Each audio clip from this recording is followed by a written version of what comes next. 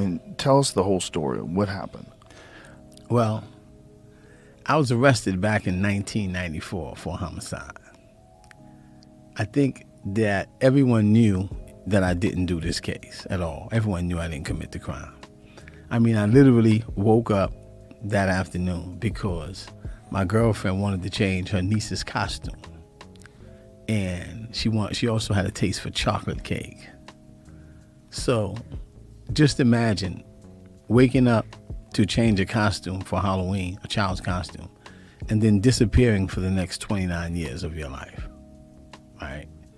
And being charged with a homicide while the prosecutor involved in your conviction has a history of misconduct. And it wasn't until some 27, 26 years later that he finally gets arrested and gets convicted.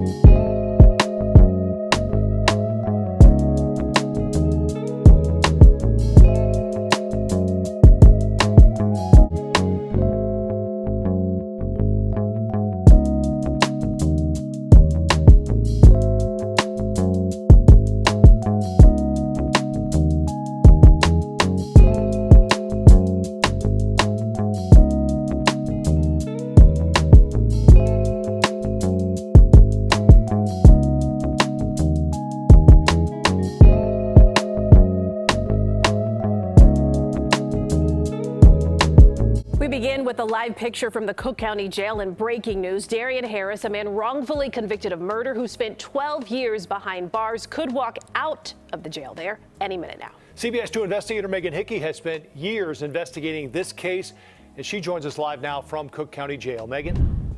Right, we're standing by outside Cook County Jail. Darian's mother actually just ran out and said he could be coming out any minute now. Again, this is 12 years in the making. He was wrongfully convicted of murder, reached out to me years ago saying he had evidence that the main eyewitness in his case was in fact legally blind. Last 4 years have been quite a battle for him, but finally last week a judge vacated his conviction. Originally they believed they were going to charge this case again and retry it. I sat down with Darian actually in jail just less than a week ago at this point. He had his spirits high, felt like he was getting towards the end of the road, and then today we found out that Cook County State's Attorney's Office would not be retrying that case, so he is about to be a free man for the first time in 12 years. He's 30 years old. He went in at 18. Here's a little bit of what he had to say in that interview. Why do it take so long for me to get back in court? We had this evidence for so long. I just want to be free. I just want to go home. I'm just tired of going through this. Again, could be happening any minute now. We will bring you his first moments outside as a free man as soon as we get it. So how are you feeling about being here, being out? I'm happy. I finally made it. 12.5 years, I made it though. I've been through a lot. A lot of times, people don't understand the things that we go through being incarcerated. Not only was I incarcerated, my family and friends was incarcerated. They had to deal with this same thing that I had to deal with. Me missing all these Christmas, and I get to finally spend a Christmas with my family.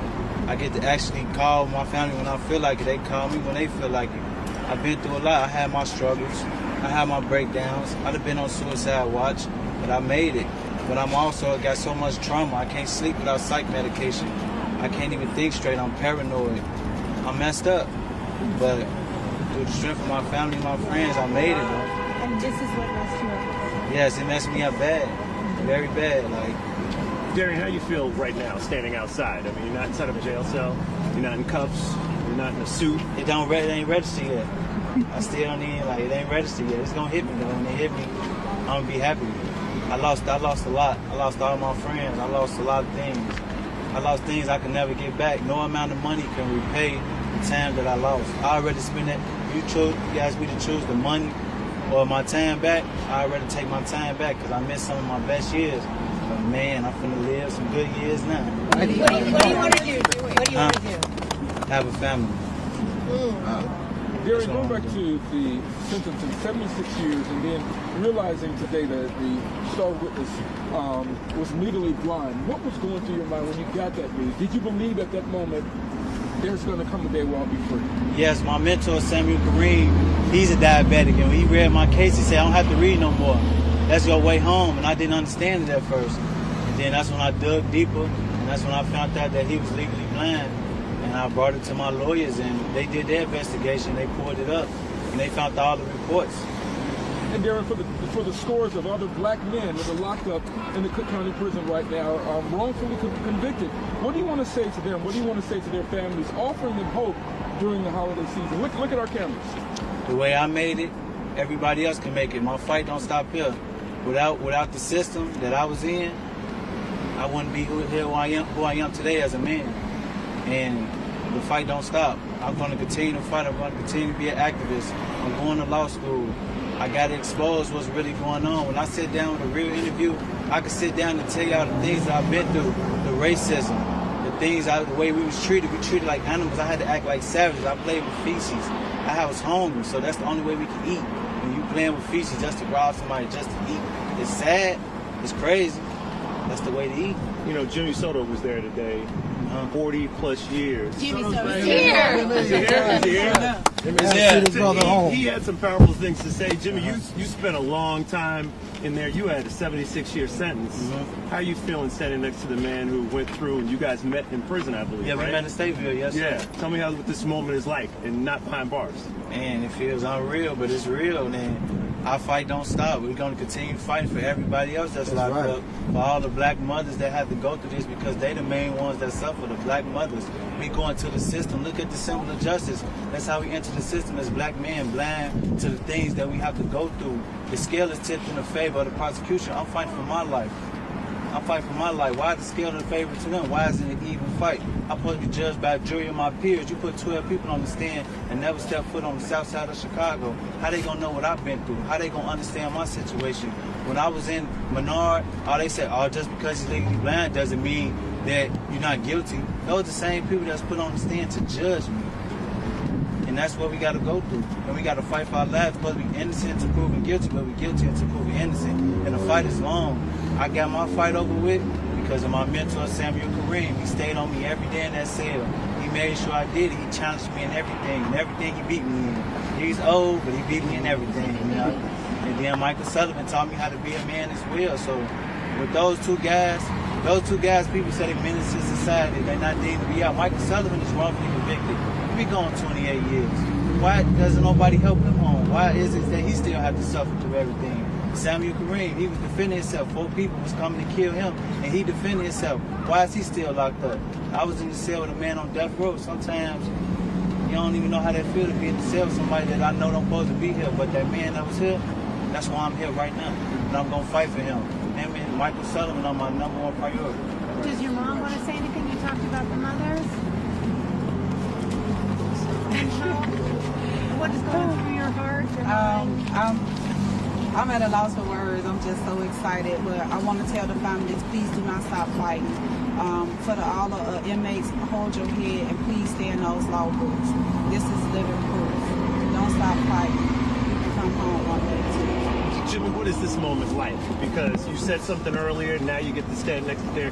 Tell me what this moment is like. I mean, I said it before, is you pay it forward, you know. He's going to pay it forward for Michael Sullivan and Samuel Kareem, and then they're going to pay it forward. And pretty soon, there's going to be a lot of brothers and sisters who are wrongfully convicted that are going to be here, black and brown people.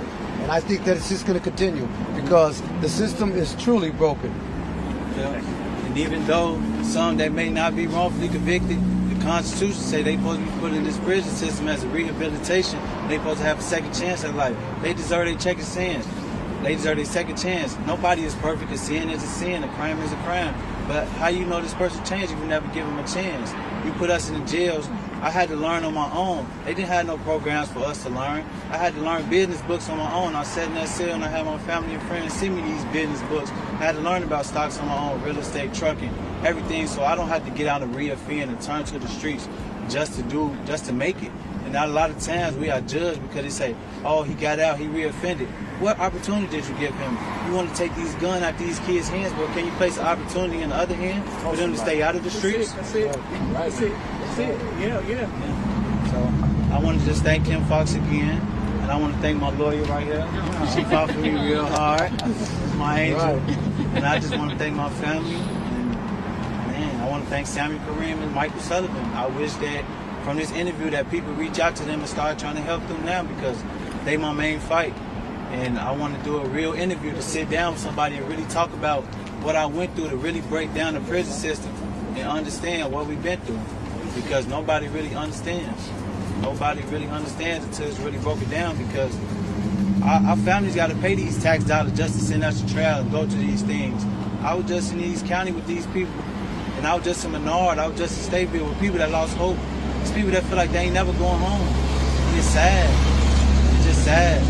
And the way we fight, we've been new about this situation since, 2017, we've been new he was legally blind.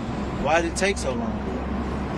And why we had to fight so hard? Sometimes when the evidence is just that blank, just let them go.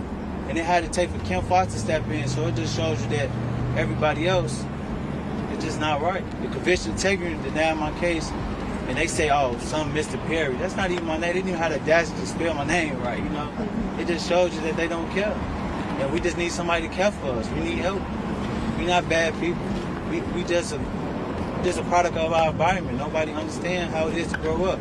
It shouldn't be normal for us to be walking past and see a dead body. Oh, that's just normal. That's just a normal day. Drug dealing. Oh, that's just a normal day. He drug dealing to feed his family. He doing this to feed his family.